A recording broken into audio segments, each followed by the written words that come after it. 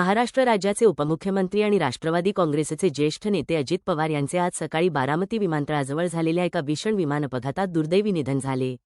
मिळालेल्या प्राथमिक माहितीनुसार अजित पवार हे मुंबईहून बारामतीकडे एका नियोजित सभेसाठी जात असताना लँडिंगच्या वेळी विमानाला गंभीर तांत्रिक अडचण निर्माण झाली.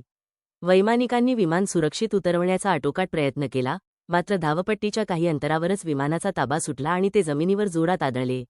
जमिनीला स्पर्श होताच विमानाचा भीषण स्फोट झाला आणि काही क्षणातच विमानाने पेट घेतला. या हृदयद्रावक दुर्घटनेत विमानातील सर्व 5 जणांचा जागीच मृत्यू झाला असून मृतांमध्ये अनुभवी वैमानिक सुमित कपूर आणि शांभवी पाठक यांचाही समावेश आहे.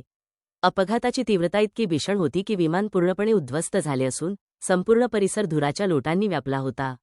या धक्कादायक घटनेमुळे संपूर्ण महाराष्ट्राच्या राजकीय आणि सामाजिक वर्तुळात मोठी खळबळ उडाली असून बारामतीसह राज्यावर शोककळा पसरली आहे.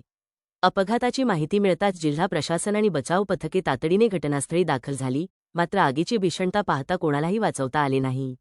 नागरी विमान वाहतूक संचालनालय आणि वरिष्ठ यंत्रणांनी या अपघाताच्या उच्चस्तरीय तपासाचे आदेश दिले असून तांत्रिक बिघाड की अन्य काही कारण याचा शोध घेतला जात आहे. अजित पवार यांच्यासारख्या तळागाळातील आणि खंबीर नेतृत्वाच्या निधनामुळे राज्याच्या राजकारणात कधीही भरून न निघणारी मोठी पोकळी निर्माण झाली आहे.